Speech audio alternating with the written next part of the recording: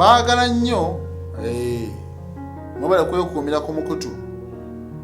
Nga tutandikiddeko wali eri mu ggwanga erya Senegal waliwo baasi bbiri ezatomereganye era okukkakkana ng'abantu 47 babuuseewo n'ebisago eby'amaanyi ate 40 ne bafiirawo.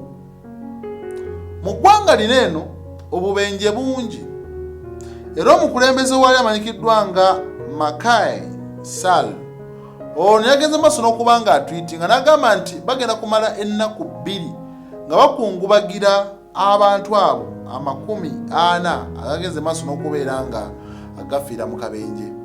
Baasi emu yayabisa omupiira bwetyo n'eremererwa omugoba waayo okkakkana ng'etomereganye n'endala era kyekyaviiriddeko abo abantu munnange bonna okufa ne87 okuba nga babuseewo n'ebisago eby'amaanyi.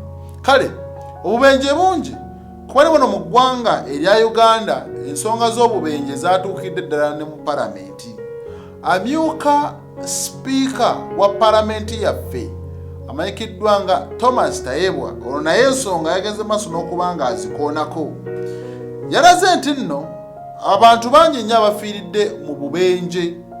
Mujjukiraawo omubaka wa Serere County amanyikiddwa nga Patrick Okabe kussa n'omukyala baafa era accident gye baafuna ye yabaleetera okuva mu bulamu bw'ensi. Mujjukira baali awo ku luguudo lw'Embaale. Ate waliwo n'abantu abalala 3 ab'omuntu eyawummula Supreme Justice amanyikiddwa nga Paul Mugamba. Ono nno naye baafa baali nga bava ku luguudo olw'e Kampala oludda Emitiyana, bambi nabo baafiira mu kabenje. Ate era waliwo n'abalala abagenze maaso n'okuba nga bafa ku lunaku olwokuna wiiki ewedde nga 5 babadde ku luguudo olw'e Kampala nga ludda eggulu 12 ne bafiirawo. Kwegamba obubenje tetumanyi businga kuva ku ki, oba kuvugisa kimama oba nguudo mbi.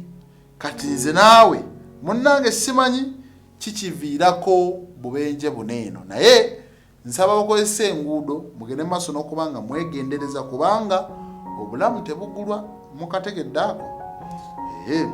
Kati Abe Wena ono nno yageze maaso n'okuba nga akubwa essasi newankubadde Katonda yamuyambye teyafudde.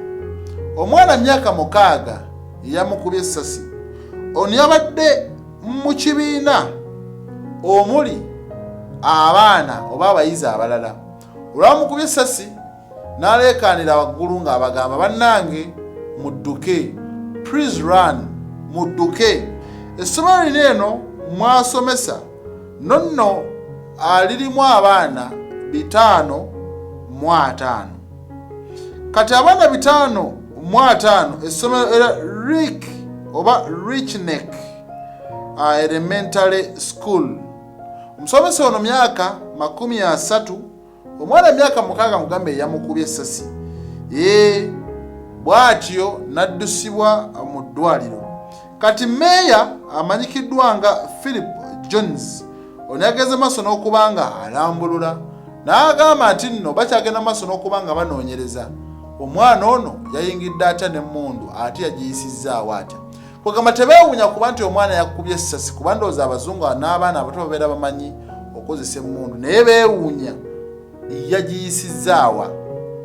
Era bagenze maaso n'okuba nga banoonyereza ekifo owali obuuma obukebera bbomu n'ebyokulwanyisa kijja kitya nti omwana yayisizzaawo emmundu. Kale bikyali mu kunoonyereza, biri mu ggwanga erya Amerika mu Newport Town.